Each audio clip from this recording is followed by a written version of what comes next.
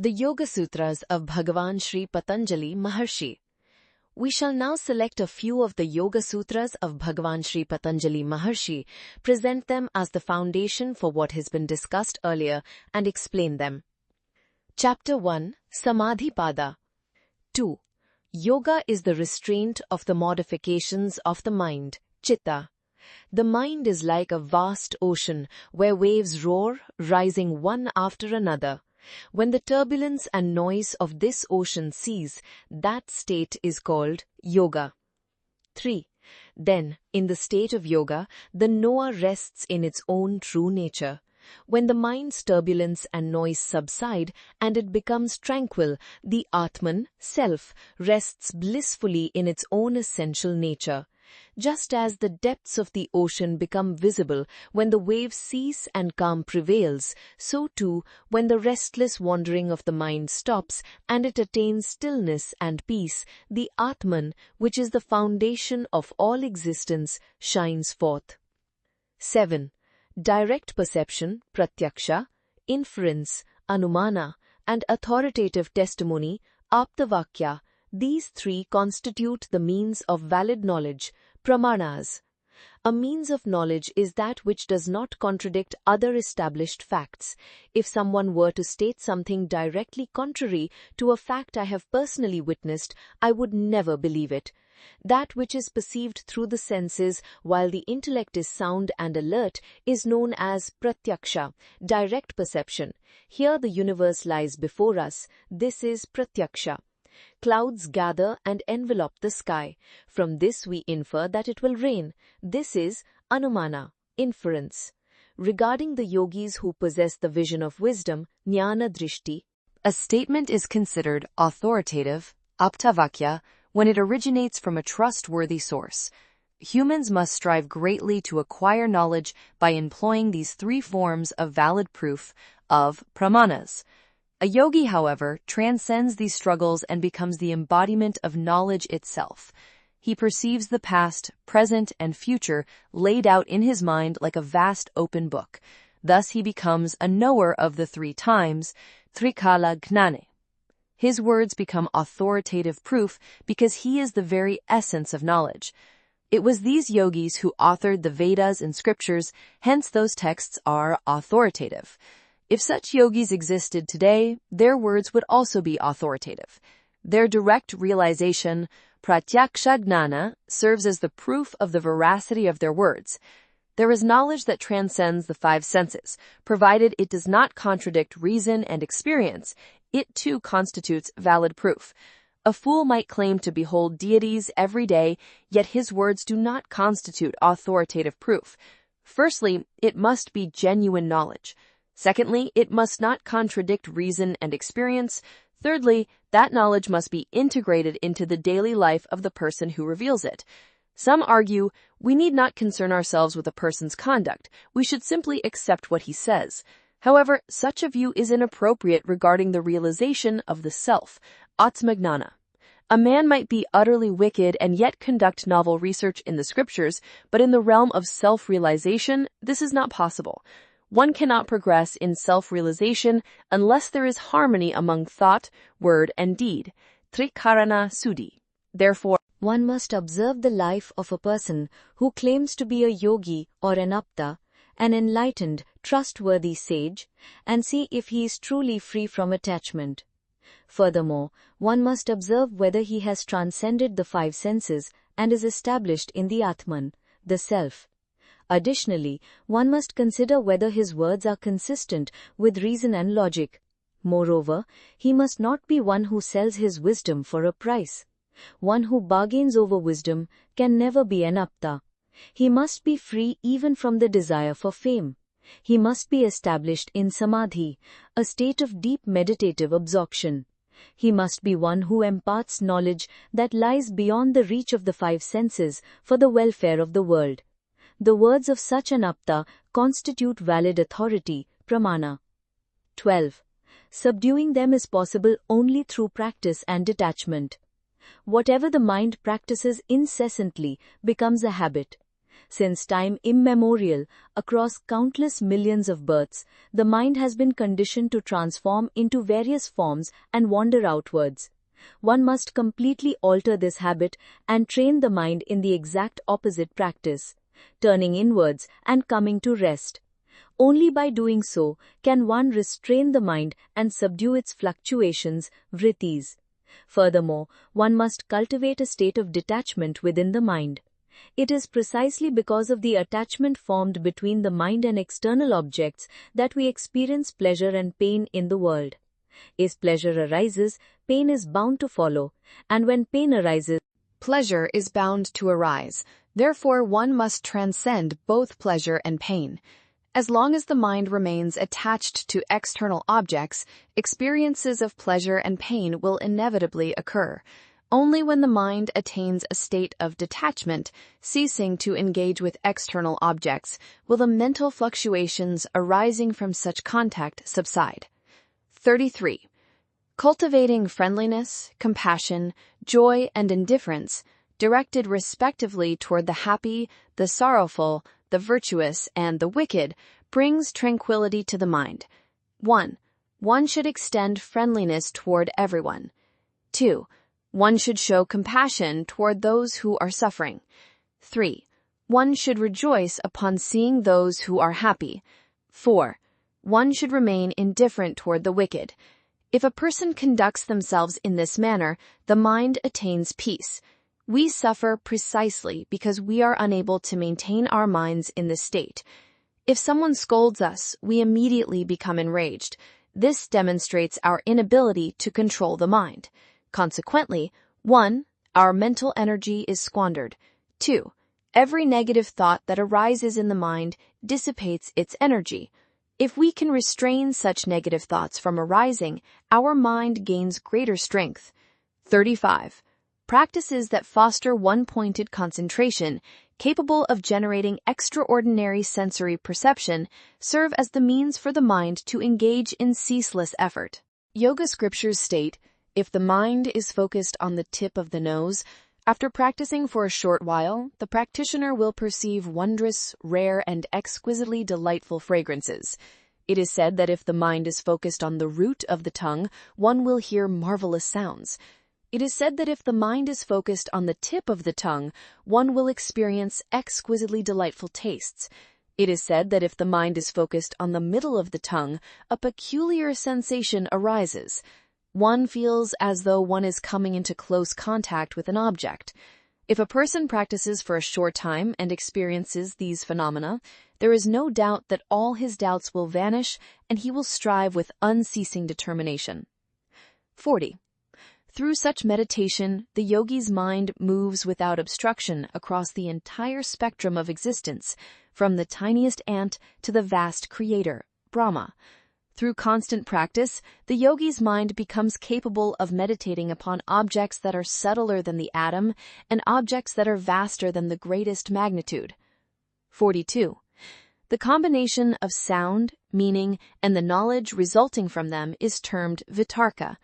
Vitarka samadhi is characterized by knowledge of the object's nature. It involves the union of the word, the meaning, and the knowledge thereof. It encompasses the object itself, the perceiving subject, and the knowledge connecting them. Nirvitarka, non-deliberative absorption, occurs when the sound drops away, leaving only the knowledge of the meaning, and the mind transcends these specific attributes. 46. These states of one-pointedness, ekagrata, still retain the seeds, vasanas, or latent impressions. Even when the mind is focused on a single object and waves of conscious thought do not arise, latent impressions, vasanas, remain dormant within the mind. Merely focusing the mind in various ways does not eradicate these impressions. 49. Knowledge gained through authoritative testimony, apta, vakya, and inference, anumana, pertains only to ordinary objects. The knowledge arising from the samadhi described earlier is far superior. It penetrates realms where neither inference nor authoritative testimony can reach. Among the three means of valid knowledge, direct perception, pratyaksha, inference, and authoritative testimony, self-knowledge, which cannot be attained through inference or testimony, arises as direct perception during samadhi. Second chapter. 5.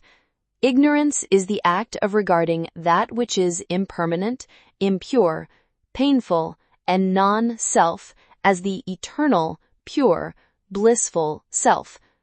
Ignorance is the root cause of the world and the suffering inherent in it. Ignorance does not mean a mere absence of knowledge or a void. Rather, it signifies distorted knowledge, perceiving one thing as another. This is also known as maya, illusion. Identifying and equating the self with. 6. Egoism is the identification of the knower with the organs of perception. The knower is the infinite, immortal self. When the knower identifies with the mind, intellect, citta, subconscious mind, ego, and the senses, the ego arises. Ignorance gives rise to the ego, and the ego in turn gives rise to ignorance. 7. Desire is rooted in the experience of pleasure. A man perceives pleasure in a woman. His mind becomes attached to her, and desire arises. Where a man perceives no pleasure, no desire arises. 8. Aversion is rooted in the experience of sorrow. We loathe and reject whatever we perceive as a source of sorrow. 11. Through nishtha, steadfast meditative absorption, the fluctuations of the mind, vrittis, can be eliminated. Nishtha is the method of subduing the vrittis, the modifications of the mind. Through nishtha, one can bring the fluctuations of the citta under control. If this nishtha is practiced over months and years, it becomes a natural trait and a habit, effectively subduing impulses such as lust and anger. 14. Those samskaras or latent impressions, manifest as pleasure or sorrow resulting from merit, punya, or demerit, papa. 16. Sorrow that has not yet been experienced must be eliminated. Man has experienced sorrow as a result of his past actions, karma. He is experiencing it now, and he is destined to experience it in the future. Man must eliminate the sorrow that is yet to be experienced. 17. The reason to be removed is the connection between Nyada and Nya. 20. Nyada sai tanya surubi, even when he is holy, he sees through the color of the passage. 24. Ignorance is the cause of it. 26. Unceasing viveka bhiyasam is the trick to destroy ignorance. 27. His soul's wisdom is above the earth. When Agna Janya arises, it is one after the other in the 7 lands ascendant. In this, if we ascend to a land, it is self-evident that we are attaining celestial knowledge. If the thought arises that we know what is to be known, that is the first ground. Then, the mind never weeps in displeasure. We run hither and thither with the desire to attain enlightenment. Wherever we get wisdom and think about it, we look for it. If we don't get it, we become dissatisfied and look for it in new places and new ways. Finally, we realize that the effort to seek outside is futile and that wisdom lies within us. By knowing this step, we begin to pray inwardly, and thus our heart becomes satisfied, and at least the second land, sorrow, will be removed. Nothing in this world can cause us sorrow. The third land is enlightenment. Let us become omniscient. The fifth is Siddha Swatantra. All the games of the mind are contained, and it becomes calm and pure. Sixthly, when we will, the will merges with its cause. 7th. We become the pure self. 29. Yama, niyama, asana, pranayama, pratyahara, dharana, dhyana, and samadhi are the 8 limbs of yoga. 30. Non-violence, ahimsa, truthfulness, satya, non-stealing, asteya, and continence, brahmacharya, constitute yama. Internal and external purity, contentment, austerity, self-study, and devotion to the Supreme Being, Ishvara Pranidhana, constitute niyama. 35. When non-violence is firmly established, even the hostile tendencies of others vanish in one's presence. If a person firmly practices the virtue of non-violence with purity of thought, word and deed, even the most vicious individuals transform into gentle souls. 36. By remaining steadfast in truthfulness, the yogi gains the power to reap the fruits of action for himself and others without performing the actions themselves. 37. By remaining steadfast in non-stealing, the yogi acquires all forms of prosperity. 38. By steadfastly practicing continence, one gains vitality and power. 45. Samadhi is attained by surrendering everything to the Supreme Being. 46. That which is steady and comfortable is asana. 1. Dharana is the act of fixing the mind upon a specific object. An unbroken flow of awareness towards that object is dhyana, meditation. 39. When the cause of bondage weakens, the yogi enters another body. A yogi, while inhabiting one body, can enter another, even a corpse, and animate it.